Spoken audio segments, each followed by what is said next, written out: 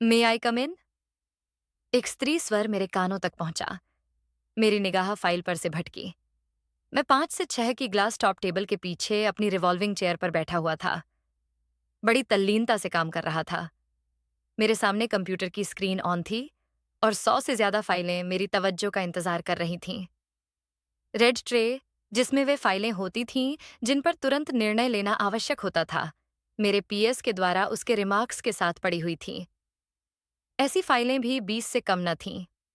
अति व्यस्तता के समय अगर कोई डिस्टर्ब करता है तो मुझे बिल्कुल अच्छा नहीं लगता, परंतु शिष्टाचारवश कहना ही पड़ा। यस, कम इन। मैंने अपनी नाक पर अपना चश्मा ठीक किया, फिर सामने देखा। ग्लास डोर, जिसे जरा सा अंदर धकेलकर सिर्फ चेहरा और गर्दन तक घुसाकर जिसने मुझसे अंदर आने की अनुमति मांगी थी, अब पूरा दरवाजा खोलकर अंदर आ रही थी। वह बहुत ही मोटी महिला थी। उसके चेहरे पर जब मेरी नजर पड़ी तो मैं भौंचक्का रह गया, जैसे सम्मोहन की मुद्रा मुझ पर तारी हो गई हो। मैं वैसे ही अदब से कुर्सी छोड़कर उठ खड़ा हुआ, जैसे मेरे अधिकारी के आने पर खड़ा होता था। मुझ पर नजर पड़ते ही वह भी थम कर खड़ी रह गई। कई पलों तक हम वैसे ही सम्मोहन की मुद्रा में रहे। फिर जल्दी ही मुझे अपनी स्थिति का भान हुआ। मैं मुस्कुराने की कोशिश करता हुआ स्वागत करने के भाव से उसे विजिटर चेयर पर बैठने के लिए कहा और खुद भी अपनी रिवॉल्विंग चेयर पर बैठ गया। मैंने नजर भरकर उसकी तरफ देखा। कुछ भी तो पहले जैसा न रहा। जिस छाया को मैं जानता था, इस छाया में वैसी 4 छायाएं निकल आतीं। वह इतनी मोटी थी कि विजिटर चेयर में बैठी हुई नहीं, फंसी हुई लग रही थी। बाल बिखरे हुए थे, चेहरा भरा भरा था।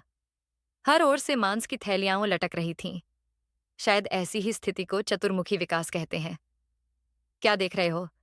वह झेंपती हुई बोली। देख रहा हूं कि पिछले 35 सालों में कितना बदल गई हो तुम। बदल तो तुम भी गए हो। तुम्हारे भी बाल उड़ चुके हैं, मूंछें पक चुकी हैं। पहले वजन भी पहले से 2 गुना हो गया है। वह तो है। दरवाजे पर विजय कुमार शर्मा एजीएम लिखा हुआ पड़ा था। तब मुझे अंदाजा नहीं था कि अंदर तुमसे मुलाकात होगी। क्यों? तो क्या मैं इस पोस्ट के काबिल नहीं? वो बात नहीं है। एक बार जब मैं मायके गई थी तब एक पार्टी में तुम्हारी माँ से मेरी मुलाकात हुई थी। वहां तुम्हारे बारे में पूछने पर आंटी ने यह तो बताया था कि तुम्हारा सिलेक्शन किसी बैंक में अधिकारी संवर्ग में हो गया है। पर न बैंक का नाम मालूम था, न ब्रांच, न पोस्ट। मैं एक फीकी हंसी के साथ बोला, तुम्हारी नजर में तो मैं किसी काबिल ही नहीं था।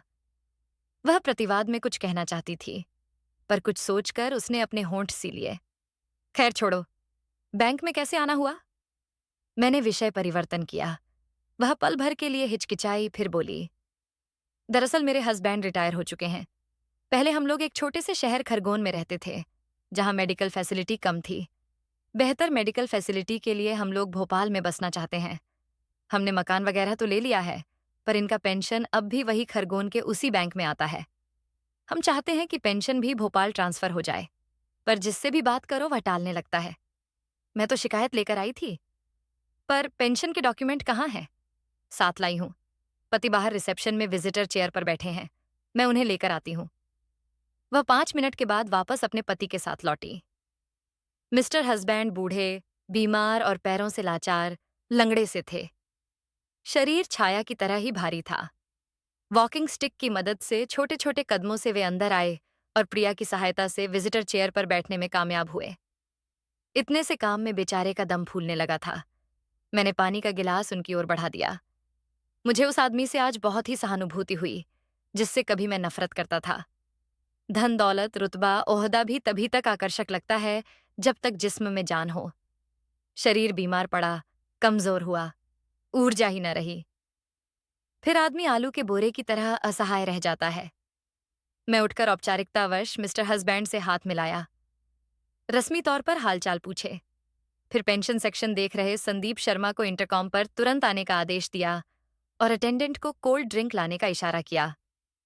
कोल्ड ड्रिंक सर्व होने पर पता चला कि मिस्टर हस्बैंड हाई डायबिटिक थे एवं ब्लड प्रेशर भी हाई रहता था। 4 साल पहले एक सड़क दुर्घटना में जनाब के घुटनों पर गंभीर चोट लगी थी, जिसके कारण वे कई दिनों तक चलने फिरने से लाचार रहे थे और अब भी ज्यादा देर तक दूर तक चल नहीं सकते थे। संदीप शर्मा के आने पर मैं बोला, यह हमारे परिचित हैं। इनका काम प्राथमिकता से होना चाहिए। समझें कि आप मेरा पर्सनल काम करवा रहे हैं। संदीप शर्मा ने डॉक्यूमेंट की फाइल ली और अगले 10 मिनट तक वहीं बैठकर अवलोकन करता रहा। फिर फोल्डर बंद करता हुआ बहुत ही अदब से बोला, सर, स्टेट पेंशन और एजुकेशन डिपार्टमेंट में मेरी जान पहचान है। 7 से 10 दिन में काम हो जाएगा, परंतु इसके लिए इन्हें कुछ फॉर्म भरने और कई पेपर पर साइन करने होंगे। फॉर्म भिजवाए सर, मैं खुद लेकर आता हूँ। अगले 10 मिनट में फॉर्म भर भी गए और जरूरी हस्ताक्षर भी करवाकर संदीप शर्मा चले गए। पति पत्नी पूर्णतः संतुष्ट थे। जो काम रेंग भी नहीं रहा था, अब सरपट भागने लगा था, जबकि मैंने उन पर कोई एहसान नहीं किया था। बतौर बैंक अधिकारी मुझे बैंक के ग्राहकों की सहायता करनी ही थी। भले वह मेरा मित्र हो या शत्रु, बैंक के अंदर निजी भावनाओं का कोई औचित्य नहीं था। मैं 10 दिन बाद इन्हें लेकर फिर आऊंगी, प्रिया बोली। अब आप लोगों को आने की जरूरत नहीं है। बच्चे को भेज दीजिएगा। पेंशन की डायरी और दूसरे दस्तावेज उन्हें सौंप दिए जाएंगे। मैं उनकी शारीरिक मजबूरी के मद्देनजर बोला। मिस्टर हसबैंड के चेहरे पर अवसाद की छाया आकर गुजर गई। बहुत ही पीड़ित स्वर में उन्होंने बोला, शर्मा साहब, हम बहुत बदनसीब लोग हैं, औलाद से भी महरूम। ईश्वर जब हमें बच्चे देना चाहता था, तब हमें नहीं चाहिए थे। जब हमने बच्चे चाहे तो ऊपर वाले को मंजूर न हुआ। अस्पताल के बहुत चक्कर लगाए हैं हमने। पहले बच्चे ना हो इसके लिए, फिर बच्चे हो जाएं इसके लिए, और अब खुद जी सकूं इसके लिए। किसी को गोद, एक भतीजे को गोद भी लिया था, पाल पोस कर बड़ा किया। नौकरी लग गई तो शादी भी करवा दी। अब 1000 किलोमीटर दूर खुद की दुनिया में मस्त है। कभी बुलाओ तो आता नहीं, बहाने करता है, ससुराल जाता है, गोवा और मसूरी घूमने जाता है, पर मेरे पास आने के लिए छुट्टी नहीं मिलती। मुझे समझ नहीं आया कि ऐसी बातों के बदले में मैं कहूं भी तो क्या कहूं। मैं खामोश रहा। खैर, आपके सहयोग के लिए बहुत बहुत धन्यवाद। ये मेरा कार्ड है। वह एक कार्ड मेरी ओर बढ़ाता हुआ आगे बोला, कभी मेरे घर आइए, हमें भी स्वागत करने का मौका दीजिए। प्रिया भी मुझे उसके घर आने के लिए पुरजोर इशारा की। उनके जाने के बाद जब ऑटोमेटिक डोर क्लोजर की मदद से कांच का दरवाजा स्वतः बंद हो गया, तब मैं मेरी फाइलों के साथ मेरे चेंबर में एक बार फिर से तन्हा था। नहीं, तन्हा नहीं था। विचारों का बवंडर मेरे जहन में घूमड़ रहा था। मैं मिस्टर हसबैंड का दिया कार्ड उलट पलट कर देख रहा था। Ram Prakash Gupta, retired principal government high school Khargone. नीचे मोबाइल नंबर और घर का पता लिखा था। इतनी हैरानी की बात थी कि मिस्टर गुप्ता ने प्रिया के जीवन में दस्तक दी ही थी कि प्रिया ने मुझे हुक्म दिया था कि अब मैं उसकी जिंदगी से दूर चला जाऊं, गलती से भी कभी उसके सामने न आऊं, और आज पति पत्नी दोनों अपने घर में बुला रहे हैं। कोई हैरानी की बात नहीं साहब। पहले मैं सूखा हुआ नींबू था, अब मुझ में रस भर गया था। उनके लिए मैं रसीला हो गया था। स्वार्थ समझौते भी करवा देता है। मैंने एक सिगरेट सुलगाई और छोटे छोटे कश लगाता हुआ फिर से फाइलों को पढ़ने की कोशिश की, पर काम में मन न लगा। जहन पुरानी यादों से लबरेज हो गया। कई दृश्य यूं मेरी ख्यालों से गुजरे जैसे फिल्मों में फ्लैशबैक चल रहा हो। ग्रेजुएशन का आखिरी साल था।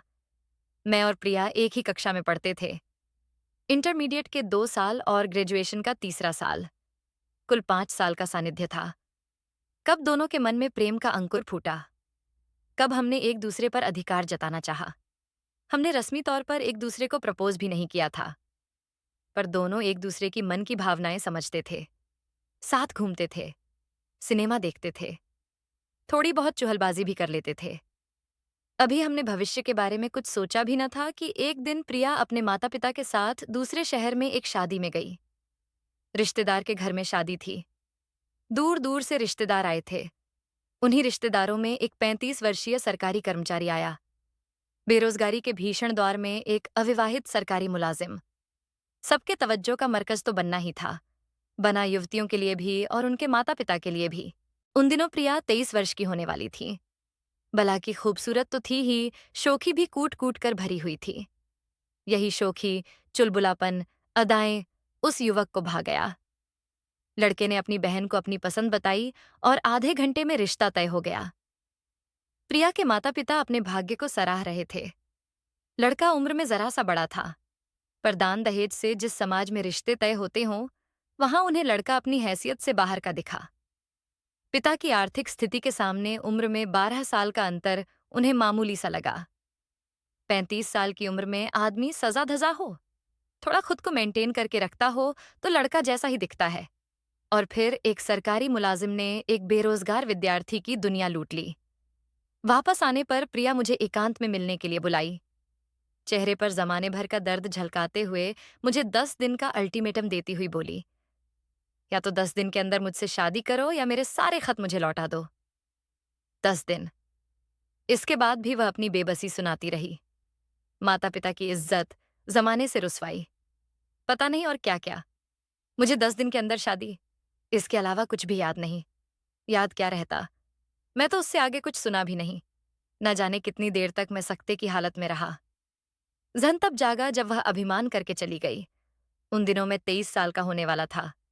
मेरा जहन इतना परिपक्व तो हो ही चुका था कि मैं अपना भला बुरा सोच समझ सकूं। बहुत बुरे हालत में मैं घर लौटा। घर में बड़ी बहन के अलावा कोई न था। पिता ऑफिस गए हुए थे और माँ मार्केट गई हुई थी। बड़ी बहन शादीशुदा थी। वह प्रथम प्रसव के लिए मायके आई हुई थी। मैं अपने कमरे में गया और देर से जो आवेग मुझे पीड़ित कर रहे थे, मैं तकिए में मुंह छुपाकर फफक पड़ा। दीदी जो मेरे लिए पानी लेकर आई थी, मुझे रोते देखकर चकित रह गई। जब मेरे मन से आवेग कुछ कम हुए तो पूछी, किसी दोस्त से झगड़ा हो गया? नहीं। मम्मी पापा के साथ कुछ हुआ? नहीं। तो जरूर किसी लड़की का मामला है ना? मैंने हैरानी से बड़ी बहन की ओर देखा। बच्चे, मैंने ह्यूमन साइकोलॉजी में एमए किया है। तुम लड़के इस तरह तभी रोते हो जब दोस्त से झगड़ा हो गया हो और गलती खुद की हो। दूसरे से लड़ाई हुई हो या गलती किसी और की हो तो तुम रो नहीं रहे होते, बदला लेने की योजना बना रहे होते। मैं दुखी था, मन से कमजोर भी था।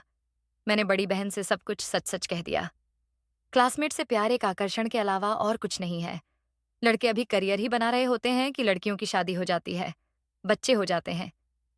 एक बात बता, अगर वह तुमसे शादी कर भी ले तो तुम उसे रखोगे कहाँ? खुद की रोटियों के लिए तो माँ बाप का आसरा है, उसे खिलाओगे क्या? चलो तुम्हारे खातिर मैं मम्मी पापा को मना भी लूं तो भी तुम्हारी शादी मुमकिन नहीं। तुम शर्मा हो, वह गुप्ता है। जाति बंधन से हमारा समाज अभी मुक्त नहीं हुआ है। सबसे बड़ी बात, उस लड़की का रिश्ता तय हो चुका है। इसलिए बेहतर है कि उसे भूल जाओ और पढ़ाई पूरी कर करियर बनाने पर ध्यान दो। दीदी घंटों मुझे समझाती रही। वह मुझसे उम्र में सिर्फ 4 साल बड़ी थी, पर बड़ी दीदी माँ जैसी बन गई। मेरे कमरे से जाने से पहले उन्होंने अपने सिर पर मेरा हाथ रखवाकर मुझसे वादा लिया कि मैं अविवेक में ऐसा कोई काम नहीं करूंगा जिससे मुझे या परिवार को कोई हानि हो। दरवाजे के चौखट पर पहुंचकर उन्होंने अंतिम चेतावनी दी, जा रही हूं, पर सुसाइड या घर छोड़ने जैसा पागल ख्याल दिमाग में लाने से पहले याद रखना। तुमने ऐसा कुछ भी किया तो मैं अपने हाथों से मम्मी पापा और खुद को जहर दे दूंगी। मैं ससुराल जाकर यह नहीं सुनना चाहती कि राधा का भाई एक लड़की के पीछे सुसाइड किया था या घर छोड़कर भाग गया था। मैं बेरोजगार था, बेवकूफ नहीं। दीदी चेतावनी न देती तो भी मैं सुसाइड जैसी नादानी नहीं करता। भला यह भी कोई बात हुई कि उसके लिए जान दे दो जिसे तुम्हारी परवाह ही नहीं। अगले ही दिन मैंने प्रिया को उसके खतों का बंडल उसकी सहेली के मार्फत लौटा दिया। अब उसकी यादों के सिवा मेरे पास उसका कुछ भी न था। वक़्त आया, इम्तिहान हुए, नतीजा आया। दीदी की काउंसलिंग के कारण मेरी पढ़ाई पर फर्क नहीं पड़ा था। दीदी ने किसी मनोचिकित्सक की तरह मुझे संभाला था, भावनाओं और विचारों पर नियंत्रण करना सिखाया था। इधर दीदी का रिजल्ट भी आ गया था। मेरा रिजल्ट आने तक मेरा भांजा 6 माह का हो गया था। मेरे जीजा जी इंडियन एयरफोर्स में अधिकारी थे। उनकी पोस्टिंग दिल्ली में थी। वहां सुविधा तो बहुत थी, पर घर में सहायता करने वाला कोई न था। जीजा जी को भी गाहे बगाहे फ्लाइट पर जाना पड़ता था। दीदी मुझे अपने साथ दिल्ली ले आई। वहां मैंने एक कोचिंग सेंटर में एडमिशन ले लिया और पूरे मनोयोग से प्रतियोगी परीक्षाओं की तैयारी करने लगा। कुछ मेरी मेहनत थी, कुछ भाग्य का साथ, कुछ प्रिया से उत्पन्न क्रोध की ऊर्जा। नतीजा पहले ही साल में कई प्रतियोगी परीक्षा क्रैक कर चुका था। अब मेरे पास चॉइस थी। कैरियर काउंसलर से मशवरा कर मैंने एसबीआई में पीओ के पद पर ज्वाइन किया था। उस समय मेरी उम्र 24.5 साल थी। आज जबकि मैं 59 वर्ष का हूं। मेरी नौकरी के 35 साल होने वाले हैं और 1 साल नौकरी बाकी है। इन 35 सालों में मैंने भी बहुत कुछ खोया पाया। माता पिता गुजर चुके हैं। मेरे लिए शादी का रिश्ता भी दीदी जीजा जी लाए थे। सीमा के बड़े भाई जीजा जी के कोलीग थे। दीदी ने सीमा को उसके घर पर देखा था। दीदी को सीमा पसंद थी। दीदी ने ही शादी की बात बढ़ाई थी। मेरे माता पिता दीदी और जीजा जी के एहसानों को मानते थे और फिर 27 साल का होते होते मेरी भी शादी हो गई। शादी के समय सीमा 23 साल की थी। हमारे घर में 2 बेटियों का आगमन हुआ। बड़ी बेटी गवर्नमेंट मेडिकल कॉलेज के अंतिम वर्ष की छात्रा है और छोटी बेटी भी नीट की तैयारी कर रही है। जीवन में सब कुछ मिला, आज्ञाकारी बेटियां, प्यार करने वाली पत्नी, अच्छा वेतन, ढेरों तरक्की, मान सम्मान। पर प्रिया को आज भी मैं भुला ना सका। मेरी जिंदगी का कोई दिन उसे याद किए बिना न गुजरा। शुरू के सालों में मुझे उस पर क्रोध भी आता था, पर अब मेरे मन में द्वेष का भाव न रहा। मैं इतना समर्थवान तो हूं ही कि चाहता तो प्रिया की खोज खबर ले लेता, पर वैसी कोई कोशिश भी मैंने नहीं की। दरअसल कभी मन में इच्छा भी न हुई। नौकरी के सिलसिले में मेरा स्थानांतरण कई शहरों में हुआ, दूसरे राज्य में भी गया। हर जगह समर्थवान अधिकारियों से, पुलिसकर्मियों से निजी संबंध भी बने। सिर्फ मेरे चाहने की आवश्यकता थी। 2 दिन के अंदर सारी डिटेल मेरे सामने होती, पर यह छिछोरापन मुझसे किया न गया। मैं बाथरूम में तो नंगा हो सकता था, किसी के सामने नंगा कैसे होता? मैं अपने मन में विचार ला सकता था, पर उसे किसी के सामने कैसे व्यक्त करता? सबसे बड़ा सवाल यह था कि मुझे प्रिया से ऐसा क्या मिल जाता जो मुझे सीमा से नहीं मिला था। मेरे मन में दुबली पतली, सुंदर, स्मार्ट, शोख, चंचल प्रिया की छवि थी। आज उसे देखने से पल भर पहले तक मेरी कल्पना में 23 वर्षीय प्रिया की मूर्ति थी, पर अब 59 साल की प्रिया को देखने के बाद मैं पुरानी प्रिया की कल्पना भी कैसे कर सकता था? कहते हैं कि आदमी अपना पहला प्यार जिंदगी भर नहीं भूलता। सही कहते होंगे, क्योंकि कोई और खुला हो तो पता नहीं, पर मैं प्रिया को कभी नहीं भुला पाया। पर अब मैंने मिस्टर हस्बैंड के विजिटिंग कार्ड पर आखिरी निगाह डाली। उसे लाइटर की जलती लौ से छुआ दिया, फिर जलते कार्ड से एक सिगरेट सुलगाकर कार्ड को ऐश ट्रे के हवाले कर दिया। जिसका जाना नहीं उसका पता भी क्यों पास रखना। मैडम प्रिया, तुम्हारी जिंदगी में मेरे लिए कोई जगह नहीं थी। आज, बल्कि अभी से तुम्हारे ख्यालों को भी मेरे जहन में आने की इजाजत नहीं है। गुड बाय मैडम प्रिया, अब हम तसव्वुर में भी नहीं मिलेंगे। मैंने निगाह उठाकर वॉल क्लॉक पर नजर डाली। 3 बजे बजने वाले थे। मैंने मन ही मन अंदाजा लगाया, इन फाइलों को निपटाने में 3 घंटे लगेंगे। मैंने सीमा की मोबाइल पर रिंग किया। क्या कर रही हो? उधर से फोन उठाते ही मैंने पूछा। वही रोज का काम, प्रेस किए हुए कपड़े वार्डरोब में जमा रही हूँ। 7 बजे बैंक आ सकती हूँ मुझे पिकअप करने। क्यों? बैंक की गाड़ी को क्या हुआ? बैंक की गाड़ी के अंदर बैंक के ड्राइवर के साथ रोमांस करने का इरादा नहीं है मेरा, इसलिए उसे छुट्टी दे दी है। हे भगवान, कभी तो सीधे मुंह बोला करो। यही तो मैं भी कह रहा हूं कि हर बार वजह जानना जरूरी तो नहीं। क्या यही काफी नहीं कि मैं बुला रहा हूं? तुम कहो तो जिन कपड़ों में हूं उसी में घर को ताला लगाए बिना अभी उड़ती हुई सड़क पर कईयों को उड़ाती हुई पहुंच जाऊं, पर वजह जानने का मुझे कोई हक नहीं है ना? बिल्कुल है। और बता भी रहा हूं कि आज मेरा इरादा ड्राइवर के साथ रोमांस करने का है। उसके साथ आइसक्रीम खानी है, उसे शॉपिंग करवानी है। आज तारीख क्या है? आज तो मेरा जन्मदिन नहीं है, मैरिज एनिवर्सरी भी नहीं है। आज मेरी आजादी का दिन है। ठीक 7 बजे बैंक के पोर्च में पहुंच जाना। सेलिब्रेशन तुम्हारे आने के बाद शुरू होगा।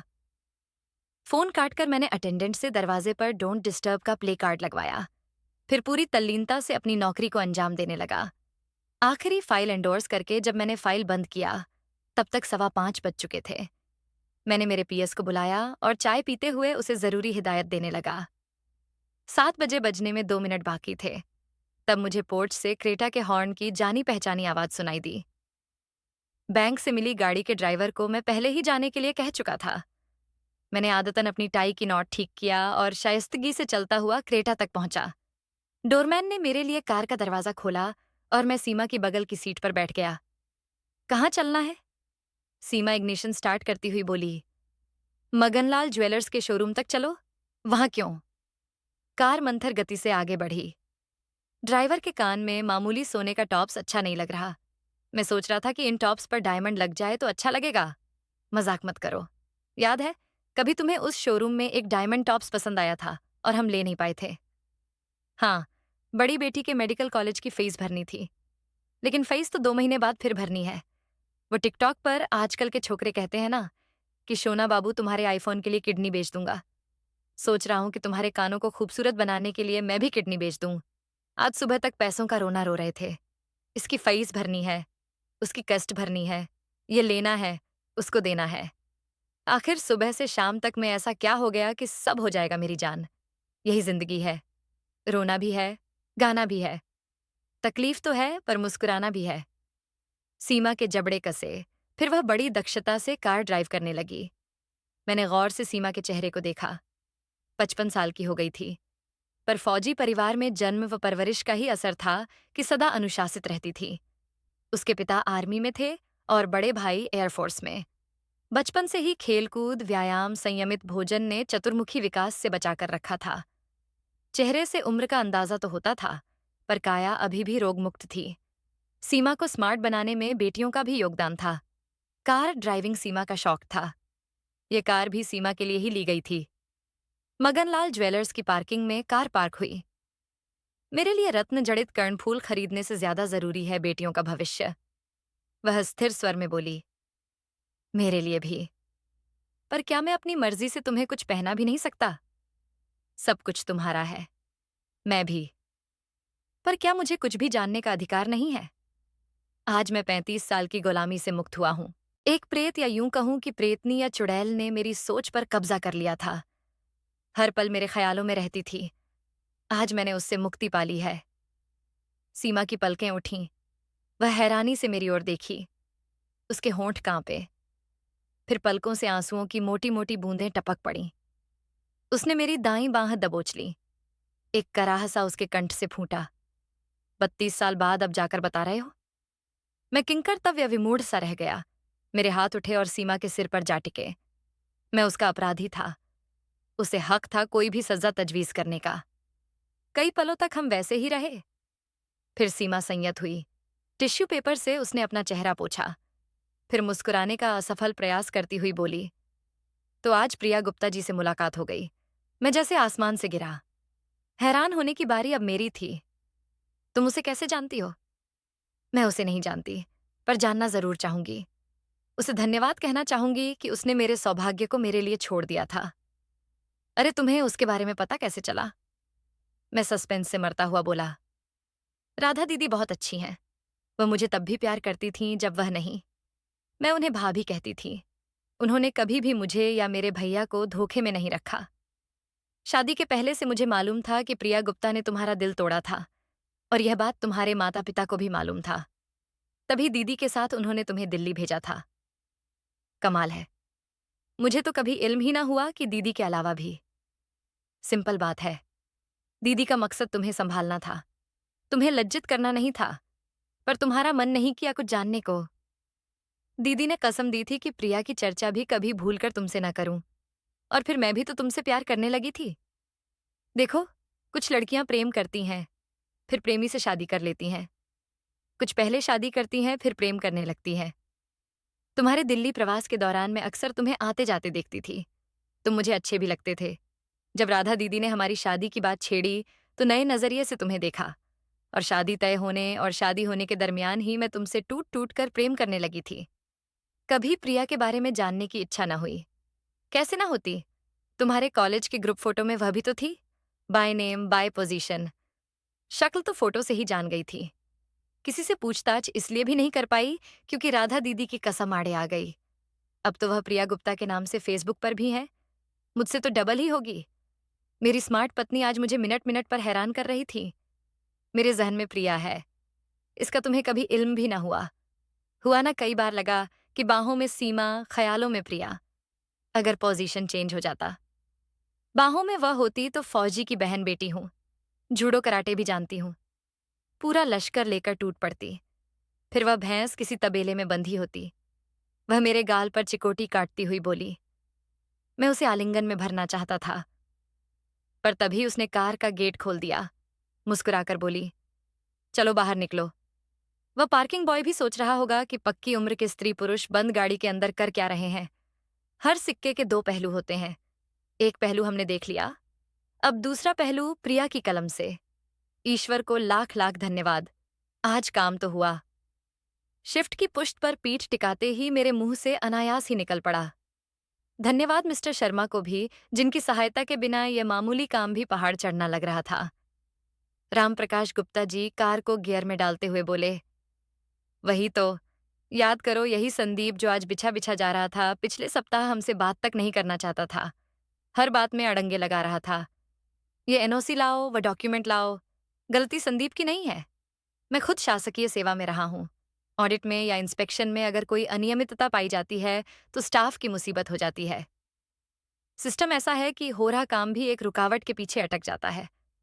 आज भी तो हुआ बिना किसी एनओसी और डॉक्यूमेंट के। ये तुम्हें लग रहा है? सुना नहीं था कि संदीप जी ने शर्मा साहब से क्या कहा था? क्या कहा था? स्टेट पेंशन डिपार्टमेंट और एजुकेशन डिपार्टमेंट में उसके निजी ताल्लुकात हैं। वह सब कुछ मैनेज कर लेगा। ये तो वह पहले भी कर सकता था। हाँ, पर क्यों करता? उसका हमसे कौन सा मीठा था? वह तो शर्मा साहब के कहने पर एक्टिव हुआ, अपने एफर्ट दिखाने लगा। चलो कुछ भी हो, हमारा काम तो हुआ। ये शर्मा साहब को कैसे जानती हो तुम? बहुप्रतीक्षित प्रश्न आखिर सामने आ ही गया। इस प्रश्न का जवाब बहुत ही सावधानी से देना जरूरी था। झूठ बोल नहीं सकती थी और सच कहने की हिम्मत न थी। मैं एक एक शब्दों का चयन करती हुई प्रत्यक्षतः लापरवाही से बोली। विजय कुमार शर्मा जबलपुर के कॉलेज में मेरा क्लासमेट था। हमारा साथ लगभग 5 साल तक रहा था। कॉलेज में हम 8 से 10 लड़कियों और इतने ही लड़कों का एक ग्रुप था। हम साथ साथ कॉलेज, कैंटीन, सिनेमा और पिकनिक पर जाते थे। खूब एंजॉय किया था हमने भी कॉलेज लाइफ में। पतिदेव के सामने आत्मस्वीकृति तो की थी मैंने, पर इससे पहले कि वे कुछ सवाल पूछते, मैंने बातों का रुख ही बदल दिया। क्यों जी? ये एजीएम कौन सा पोस्ट होता है? बैंक मैनेजर या ब्रांच मैनेजर तो सुना था ये। AGM assistant general manager. Hindi में बोलूं तो सहायक महाप्रबंधक। ये बड़े अधिकारी होते हैं। आमतौर पर सामान्य शाखा पर नियुक्त नहीं किए जाते। सिर्फ बड़े और महत्वपूर्ण शाखाओं पर इनकी नियुक्ति होती है। पतिदेव ने मेरा ज्ञानवर्धन किया। अच्छा, इतना बड़ा आदमी बन गया विजय, जबकि अभी काफी नौकरी भी बाकी है उसकी। कोई बड़ी बात नहीं कि महाप्रबंधक बन जाए या और भी आगे तक जाए। चलो, अच्छा है। खूब तरक्की करें और हम जैसे परिचितों की मदद करें। मेरा जजमेंट कहता है कि यह आदमी आदतन हेल्पफुल नेचर का है। अगर तुम्हारा परिचित न होता तो भी तुम्हारी शिकायत सुनता। संदीप को अपने चैम्बर में भले न बुलाता, पर नियमानुसार काम करने का आदेश जरूर देता। बातों का रुख फिर विजय की तरफ मुड़ रहा था। मेरे मुंह से कुछ भी अनावश्यक न निकल जाए, इसके लिए जरूरी था कि बात यहीं खत्म किया जाए। सुनो, दवा बाजार होते हुए चलो। ब्लड प्रेशर मशीन का पंप खराब हो गया है, उसे भी ठीक करवाना है। हम दवा बाजार पहुंचे, कुछ दवाइयां खरीदी। उपकरण सुधारने वाले एक कारीगर से बीपी मॉनिटर मशीन ठीक करवाई। बाजार में कुछ और चीजों की खरीदारी की और लगभग 4:30 पर अपने आवास पर पहुंचे। पतिदेव को चलने फिरने में जरूर दिक्कत होती थी, पर स्कूटी या कार ड्राइविंग में कोई परेशानी नहीं होती थी। रात के 10 बजे बज रहे थे। पतिदेव को भोजन करवाकर घुटने पर मसाज ऑयल की मालिश कर उन्हें सुला चुकी थी। आमतौर पर किचन समेटने, बची चीजें फ्रिज में रखने में 10 बज ही जाते हैं। थक तो मैं आज भी गई थी, पर रोज की तरह बिस्तर पर लेटते ही मुझे नींद नहीं आई। आज मेरा मन उद्वेलित था। खुद भी सोने की इच्छा न हुई। जन विचारों से भरा था। कमरे में अंधेरा था, पर मेरे मन में ख्याल ही ख्याल थे और हर ख्याल रोशन था। मांझी में झांकने की इच्छा हुई। अतीत की कई दृश्यावली चलचित्र की तरह मेरी बंद आंखों के सामने एक के बाद एक गुजरने लगी। चचेरे मामा यानी माँ के चचेरे भाई की बिटिया की शादी थी। दूर दूर से मित्र और रिश्तेदार आए थे। कईयों से मैं पूर्व परिचित थी और जो अजनबी थे उनमें पहले ही दिन सभी हमउम्र लड़कियों में दोस्ती हो गई और हमारा एक ग्रुप सा बन गया था। हमारे पास करने के लिए कोई काम तो था नहीं। एक हॉल में बैठकर हंसी ठट्ठा चल रहा था। मेरे ही किसी जोक्स पर लड़कियां हंस रही थीं। तभी मेरी छोटी बहन नेहा आई और सरगोशी सी करती हुई बोली, जल्दी नीचे चलो, मम्मी बहुत जरूरी काम से रूम में बुलाई हैं। ये मम्मी भी ना, जब देखो तूफान एक्सप्रेस पर सवार रहती हैं। मैं बहन पर झुंझलाई, फिर सहेलियों से बोली, आती हूँ यार। मम्मी का फरमान सुनकर नीचे जिस कमरे में हमें ठहराया गया था, वहां जैसे भीड़ लगी हुई थी। 4-5 महिलाएं मेरी माँ को घेरे हुए पलंग पर बैठी थीं। शिष्टाचारवश मैंने सभी को हाथ जोड़कर प्रणाम लिया। जी मम्मी, आपने मुझे बुलाया? मेरी माँ कुछ कहती उससे पहले ही एक भरे बदन वाली महिला मेरी करीब आई। तुम्हारी मम्मी ने नहीं, तुम्हारी नई मम्मी ने बुलाया है तुम्हें। फिर मेरी बुलाई ली, फिर जबरदस्ती मेरे हाथों में कुछ रुपए पकड़ा दी। रस्मी तौर पर कुछ सवाल जवाब हुए और एक कैमरे वाले को बुलाकर कुछ तस्वीरें खींची गईं। उनके जाने के बाद मैं बहन को वे रुपए सौंपती हुई हैरानी सी बोली, क्या है ये सब? अरे प्रिया बेटी, तेरी जिंदगी बन गई। पूरे 2,500 रुपए हैं नोट गिनने में। मग्न नेहा बोली। Mummy please. मैं असमंजस भाव में बोली, तू बकरी है, तेरी बुकिंग हो गई है, ये 2,500 रुपए बयाना है। नेहा का शरारत भरा स्वर। क्या बकती है माँ? नेहा को डांटती हुई बोली, ये शगुन के रुपए हैं, इसे बड़े सम्मान के साथ स्वीकार करते हैं। फिर माँ ने बताया कि रुपए देने वाली महिला मेरी सास बनने वाली है। 2 युवा महिलाएं मेरी ननद बनेंगी और एक महिला होने वाली जेठानी थीं। माँ ने लड़के की एक तस्वीर दिखाई।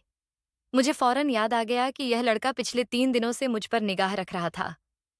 मैं जहां कहीं भी जा रही थी, इसकी नजरें मेरा पीछा कर रही होती थीं। कई लड़कियों ने भी इसको नोटिस किया था। समझ तो मैं भी रही थी, पर जानबूझकर इग्नोर कर रही थी।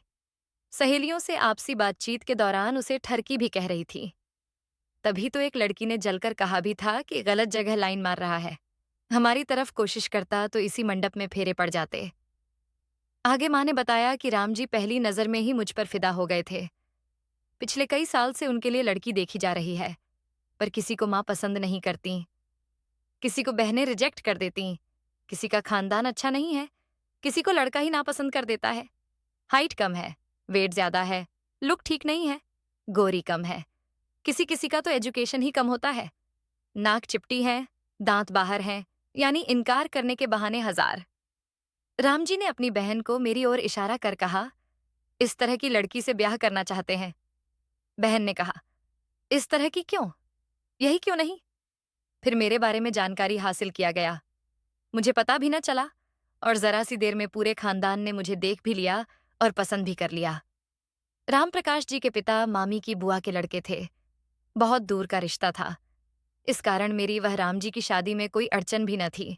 अतः मेरी मामी से कहकर मेरी माँ के सामने प्रस्ताव रखा गया। माँ की तो जैसे लॉटरी निकल गई हो। मेरे खुद के घर में अक्सर यह चर्चा होती थी कि लड़की सयानी हो गई है, शादी ब्याह की चिंता करो। वैसे तो मेरे पिता खुद सरकारी कर्मचारी थे, पर उनकी आय इतनी नहीं थी कि किसी सरकारी मुलाजिम से बेटी का ब्याह करवा पाते। हम 2 भाई 2 बहन थे। 4 बच्चों की पढ़ाई लिखाई, भोजन में ही पिता का पूरा वेतन चूक जाता था। ऐसे में राम जी का रिश्ता मेरी माँ के लिए किसी लॉटरी से कम कैसे होता? फकीर की झोली में अनायास ही फल टपक पड़ा था। मेरे पिता स्पष्टवादी व्यक्ति थे। उन्होंने राम जी के पिता से स्पष्ट कह दिया कि आपकी आशा के अनुरूप हम दान दहेज नहीं दे पाएंगे। ये क्या बात कह दी गुप्ता जी? दहेज कौन चाहता है? आप एक टाइम बारातियों को ढंग से खाना खिला देना, दुल्हन के श्रृंगार में हमारी बहू विदा कर देना। एक शिकायत भी हमारे मुंह से निकले तो घर आकर जूते मार लेना। गुप्ता जी, मुझसे जो बन सकेगा करूंगा। आप लोगों के स्वागत में भी कोई कमी ना होगी। पिता अभिभूत होते हुए बोले थे। थोड़ी ही देर में सभी को पता चल गया कि प्रिया गुप्ता श्रीमती राम प्रकाश गुप्ता होने वाली है। लगभग सभी लोग रिश्तेदार ही थे। कुछ ने उल्लासित होकर शुभकामनाएं दी, कुछ ने हर्षित होने का अभिनय किया। नुकसान राम प्रकाश गुप्ता जी को हुआ। जो चिड़िया पहले बाग में चहचहा रही थी, कमरे में बंद हो गई। नैन भोग का सुख जाता रहा। मेरा मन अंतर्द्वंद्व में उलझा हुआ था। किसी के सामने जाने, बातचीत करने की इच्छा नहीं हो रही थी, जिसे मेरे ससुरालियों द्वारा मेरी लज्जा, संकोच और सभ्यता समझा गया। माँ भी नहीं चाहती थी कि अब मैं पहले की तरह निस्संकोच इधर उधर उछल कूद घूमती फिरूं। एकाएक मैं अपनी माँ के लिए भी महत्वपूर्ण हो गई थी। उसी रात की बात है। भोजन के उपरांत सोने की तैयारी चल रही थी। पिछले 4 रातों से मैं नेहा के साथ सो रही थी। आज माँ के बगल में लेट गई। माँ को भी मुझ पर प्यार आ गया। मुझे अंक में भरकर मेरा गाल चूमती हुई बोली, मेरी चाँद सी बिटिया को किसी की नजर न लग जाए। दुलार पाकर मैं फफक पड़ी। माँ ने मुझे और जोर से भींच लिया। माँ, मैं ये शादी कर नहीं सकती। मेरे अवरुद्ध कंठ से फंस फंस कर आवाज निकली। क्यों? माँ का हैरान स्वर। ये किसी और से प्यार करती है। राजदार नेहा ने बम फोड़ा। माँ पर जैसे बिजली गिरी हो। 2 पल के लिए तो लगा कि माँ के प्राण ही निकल गए हों। जब उनकी चेतना जागृत हुई तो मुझे अपने अंक से धकेली। पलंग पर उठ बैठी और फिर माँ का कोसना जारी हो गया। माँ रो भी रही थीं, कोस भी रही थीं।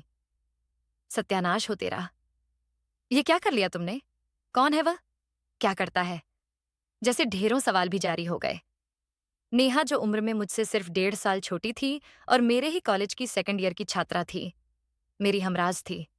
कुछ साथ कॉलेज आने जाने के कारण, कुछ प्रेम में लिखे गए खतों किताबत के कारण उससे कुछ भी छुपाना मुश्किल था। माँ सवाल मुझसे पूछ रही थी, जवाब नेहा दे रही थी। सब कुछ जानने के बाद माँ ने जैसे फैसला सुनाया हो। चलो, शुक्र है कि तुम लोगों ने सिर्फ प्यार किया, कोई हद न लांघी।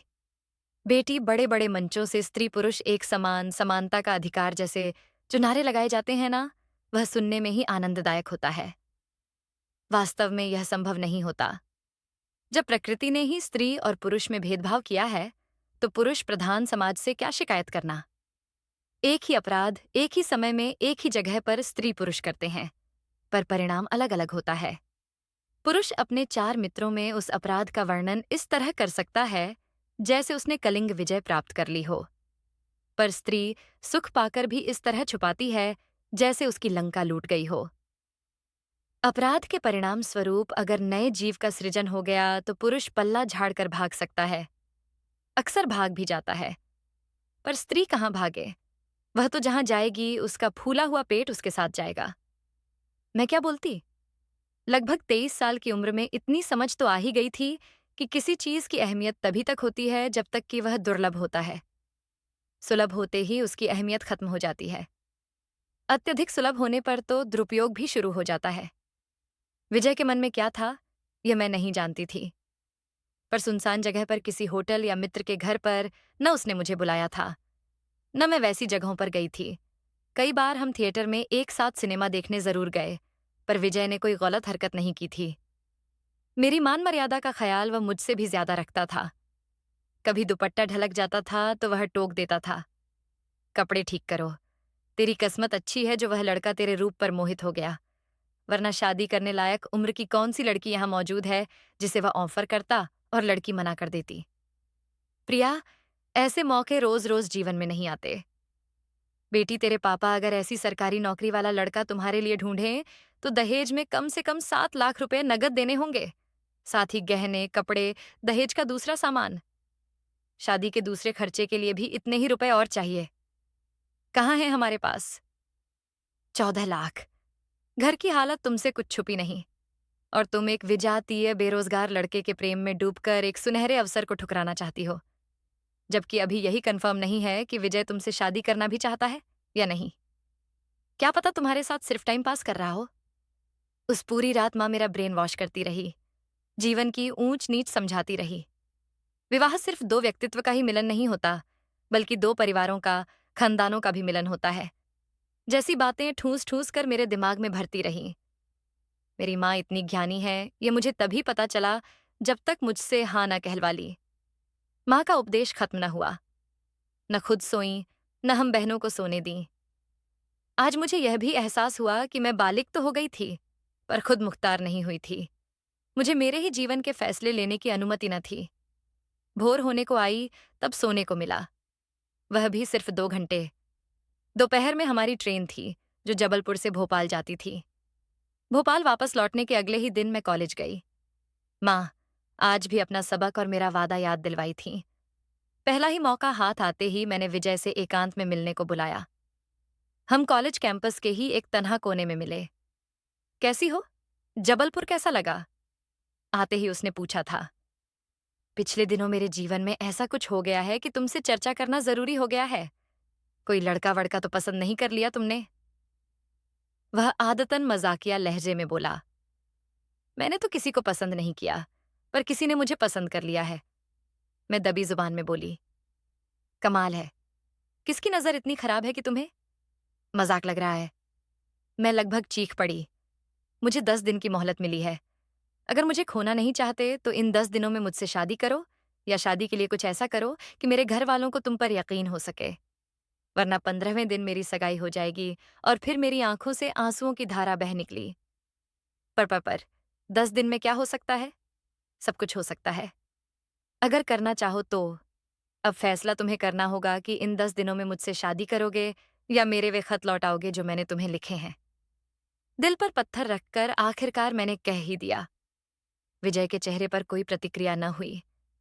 वह ऐसे खड़ा था जैसे कोई काठ की मूरत। मैं मेरे आंसुओं को दुपट्टे से पोंछती हुई वहीं से घर लौट आई। वापस क्लासरूम में जाने की हिम्मत ही नहीं हुई। अगले ही दिन घर आकर मेरी सहेली ने मुझे एक मजबूती से पैक किया हुआ पैकेट दिया। बोली, विजय ने दिया है। सहेली के जाने के बाद मैंने पैकेट खोला। मेरे सभी खत विजय ने मुझे निहायत ही ईमानदारी से लौटा दिए थे। इन खतों का अस्तित्व मिटाना बहुत जरूरी था। मैं किचन में गई और गैस बर्नर ऑन कर एक के बाद एक खत जलाने लगी। घर में धुआं फैला तो माँ खांसती हुई बेडरूम से किचन में आई। मुझे खत जलाते और राख सिंक में बहाते देख किचन की चौखट पर ही खड़ी रह गईं। फिर पता नहीं क्या हुआ कि माँ चीख मारकर रो पड़ी। माँ, मैंने सारे खत जला दिए हैं। स्वतः ही मेरे होंठों से निकला। फिर मैं माँ के बगल से गुजरती हुई अपने कमरे में चली गई। कितना आसान है किसी को बेवफा कहना। मैंने विजय को 10 दिन की मोहलत दी थी। उसने मुझे 2 पल भी नहीं दिया। अगले ही पल बेवफा कह दिया। दूसरे ही दिन खत लौटाकर अपना फैसला भी सुना दिया। उसके लिए मैं सबसे बगावत करती। उसने क्यों नहीं मेरे लिए बगावत किया? तकदीर में हमारा मिलना नहीं लिखा था। मैंने भी सहज भाव से जो हो रहा है, होने दो, सब कुछ स्वीकार कर लिया। ठीक 15वें दिन 2 दर्जन रिश्तेदारों के साथ रामजी भोपाल आए। एक होटल में हमारी सगाई की रस्म पूरी की गई। मुझे सगाई में ही इतना जेवर दिया गया जितना मैंने मेरी माँ के पास कभी देखा भी नहीं था। हर रिश्तेदार सोने से बनी कोई न कोई उपहार जरूर लाया था। वे संपन्न लोग थे, अपने वैभव का प्रदर्शन करना भी जानते थे। सगाई के बाद मैं बहुत जरूरी होने पर ही कॉलेज गई। विजय से उस आखिरी मुलाकात के बाद आज 35 साल बाद हम बैंक में मिले थे। शुभ लग्न देखकर हमारा विवाह भी हो गया था। मुझसे भोपाल छूट गया। मेरे ससुर इटारसी के एक कॉलेज में प्रोफेसर थे। पूरा परिवार ही शिक्षित था। दोनों ननंदें शिक्षिका थीं। जेठ जी इटारसी रेलवे स्टेशन पर प्रधान टिकट संग्राहक थे। जेठानी नौकरी तो नहीं करती थीं, पर उनके पास भी मास्टर डिग्री थी। पति खंडवा के पास किसी गांव के स्कूल में गणित के अध्यापक थे। मैं स्नातक की उपाधि पाकर खुद को धन्य समझती थी, जबकि ससुराल में सभी महिलाएं मुझसे ज्यादा पढ़ी लिखी थीं। मजबूरन मुझे भी आगे की पढ़ाई जारी रखनी पड़ी। मैंने स्नातकोत्तर के लिए दाखिला लिया और पति के साथ खंडवा में रहने लगी। साथ ही एक संस्थान से पत्राचार के माध्यम से बीएड की भी पढ़ाई चालू कर दी। मेरे ससुर के कॉलेज में किसी प्रोफेसर की कैंसर से मृत्यु हो गई थी। क्योंकि कॉलेज में अनुकंपा नियुक्ति का प्रावधान था, इसलिए दिवंगत की विधवा को भी नौकरी मिली। पर क्योंकि विधवा 8वीं पास थी, इसलिए उसे पानी पिलाने का काम सौंपा गया। प्रोफेसर साहब के जीवन काल में जो लोग उस विधवा को भाभी भाभी कहते थकते नहीं थे, अब फटकारते हुए आदेश देते थे। ससुर जी ने यह सब अपनी आंखों से देखा था। यह भी कारण था कि वे शिक्षा के लिए विशेष जोर देते थे। विवाह के चौथे माह ही मैं गर्भवती हो गई।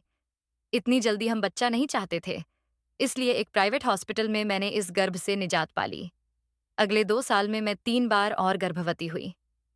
राम जी अब गर्भपात के इच्छुक न थे, पर मैंने पढ़ाई करनी है, कंपटीशन की तैयारी करनी है, जैसी बातें कहकर अंततः अपने मन की कर ली। अंतिम बार गर्भपात के समय मेरी जान जाते बची। राम जी गर्भपात के नाम से अब चिढ़ने लगे थे। चौथा महीना चल रहा था। मैं उसी प्राइवेट हॉस्पिटल में राम जी को बिना बताए एक पड़ोसन सहेली के साथ चली गई। पहले तो डॉक्टरनी ने मना किया, पर बाद में ज्यादा पैसों के बदले लालच में आ गई। जब रक्तस्राव बंद न हुआ, तो सबने हाथ ऊंचे कर दिए। तत्काल खबर मिलने पर रामजी भागे भागे अस्पताल पहुंचे। तुरंत एम्बुलेंस आई और डॉक्टरनी और एक नर्स की निगरानी में मुझे भोपाल के एक अस्पताल में भेजा गया। रामजी को मैंने पहली बार क्रोध से उफनते हुए देखा था। मुझे तो उन्होंने उस समय कुछ भी नहीं कहा, पर डॉक्टरनी को सिर्फ पीटा नहीं, बार बार बेबसी से हाथ मलते थे और खून के आंसू रोते थे। वह भूल मेरी जिंदगी की सबसे बड़ी भूल थी। ईश्वर ने मेरे प्राण तो बख्श दिए, पर फिर मेरी गोद कभी हरी न हुई। रामजी की नजरों से भी मैं गिर गई। वापस लौटकर खंडवा आई तो चुलबुली हाजिर जवाब प्रिया की मौत हो चुकी थी। रोना मेरी किस्मत बन गया था। जिस पढ़ाई और कंपटीशन के लिए मैं अजन्मे बच्चों की बलि चढ़ा रही थी, उससे मेरा मन विमुख हो चुका था। राम जी ने तो मुझे रोते कलपते प्रायश्चित करते देखकर माफ कर दिया था, पर अपने उस अपराध के लिए मैं आज भी खुद को माफ न कर सकी। बाद के दिनों में हमने जेठ जी के एक बच्चे को गोद ले लिया था। उसे तमीज से पढ़ाया, लिखाया, उच्च शिक्षा के लिए सारे खर्चे दिए। जब वह किसी काबिल बना, एक मल्टीनेशनल कंपनी में नौकरी मिली तो उसकी शादी कर दी। अब वह बच्चा पुणे में शिफ्ट हो गया है और महीने 2 महीने में एक आध बार हमारा हालचाल जानना चाहता है। कालांतर में सास ससुर और माता पिता बैकुंठवासी हो गए। राम जी का स्थानांतरण बाबा भोलेनाथ की नगरी ओमकारेश्वर के पास खरगोन में हो गया, जहां वे उच्च माध्यमिक विद्यालय में बतौर प्राचार्य नियुक्त हुए थे। 40 साल की उम्र में मेरी थायराइड ग्रंथियों में कुछ विकार आ गया था और फिर एक तरफ मेरा शरीर फैलता चला गया, जबकि दूसरी ओर सारा दिन थकान, आलस, अरुचि से बीतता था। इलाज करवाने से फायदा ये हुआ कि रोग की तीव्रता कम हुई, पर वजन फिर भी बढ़ता ही गया। आज मेरा वजन लगभग 115 किलो है। खुद के भार से घुटने दुखते हैं। ज्यादा देर तक चल नहीं सकती। देर तक खड़ी भी नहीं रह सकती। वेस्टर्न कोमोड मेरी मजबूरी हो गई है। ऊपर वाले को इतने पर भी वहम ना आया। एक सुबह जब बाइक से रामजी स्कूल जा रहे थे, तभी भोपाल खंडवा नेशनल हाईवे पर तेज गति से आ रहे एक ट्रक ने उनकी बाइक को टक्कर मार दी। वे दूर तक घसीटते चले गए। हेलमेट होने के कारण हेड इंजरी तो नहीं हुई, पर एक कंधा और एक घुटने में फ्रैक्चर हो गया। दूसरे घुटने के लिगामेंट में चोट आई थी। रामजी 4 महीने तक भोपाल के अस्पताल में भर्ती रहे थे। प्लास्टर उतरने के बाद फिजियोथेरेपी के लिए भी काफी दिन तक भोपाल नियमित रूप से आना जाना होता रहा। कभी एक दिन हमारे दिमाग में भोपाल में मकान खरीदने की इच्छा हुई, जिसे मित्रों और दलाल के माध्यम से पूरा कर लिया गया। रामजी ठीक तो हो गए, पर पूरी तरह से अब भी ठीक ना हो पाए थे। डॉक्टर साफ साफ कहता है कि भारी शरीर और उम्र दराज होने के कारण सब कुछ बिल्कुल पहले जैसा नहीं हो पाएगा। दर्द निवारक दवाइयां और मसाज इन्हें आराम पहुंचाएगा। आज बैंक में विजय कुमार शर्मा एजीएम की नाम पट्टिका पढ़कर मुझे बिल्कुल भी ख्याल ना आया था कि 35 साल बाद मुझे मेरे अतीत से मुलाकात हो जाएगी। चेहरे पर नजर पड़ते ही मैं सकते की हालत में आ गई थी। हैरान तो वह भी हुआ था, पर जल्दी ही हम संभल गए थे। तकदीर की बात है कि वह अच्छा दोस्त था, अच्छा प्रेमी भी रहा, पर पति नहीं बन सका, क्योंकि मेरी किस्मत में राम जी का नाम लिखा था। कुछ मेरी गलतियों से, कुछ मुकद्दर की मार से हमारा जीवन कष्टमय हो गया। पर इसमें राम जी का क्या दोष? अगर धार्मिक मान्यताओं के अनुसार पति पत्नी का 7-7 जन्मों का होता है, तो मैं 7 जन्म राम जी के साथ जीना चाहूंगी। विजय अच्छा है, बहुत अच्छा है, पर वह मेरा मुकद्दर नहीं, मेरे मुकद्दर में भी नहीं। आज राम जी ने विजय को घर आने का निमंत्रण दिया है। पति की हाँ में, हाँ मैंने भी मिलाई है। अगर वह सचमुच आ गया, तो अगर वह राम जी की गैर मौजूदगी में आ गया तो नहीं, वह कभी नहीं आएगा। जिसने नवजवानी में तटबंधों का उल्लंघन नहीं किया, वह पकी उम्र में ओछी हरकत क्यों करेगा? मेरे अंतर का द्वंद्व अंतर्द्वंद्व समाप्त हो चुका था। मन शांत हुआ तो कब नींद आ गई, कुछ पता भी न चला। 15 दिन बाद बैंक से एक लड़का मेरे घर आया। उसने मेरे हाथ में एक लिफाफा दिया। शर्मा साहब ने भेजा है। मैंने सहज भाव से पूछा। संदीप शर्मा साहब ने भेजा है। शर्मा साहब का तो ट्रांसफर हो गया है। वे रिलीव भी हो गए हैं। वो कहाँ के लिए रिलीव हुए हैं, ये जानने की मेरी इच्छा भी नहीं हुई। तो दोस्तों, कहानियां कभी खत्म नहीं होती, सिर्फ कहानी का कोई अध्याय समाप्त होता है। यहां तक साथ देने के लिए आप सभी पाठकों का आभार। कहानी अच्छी लगी है तो वीडियो को लाइक करें, शेयर करें और चैनल को सब्सक्राइब करना न भूलें। बहुत बहुत धन्यवाद।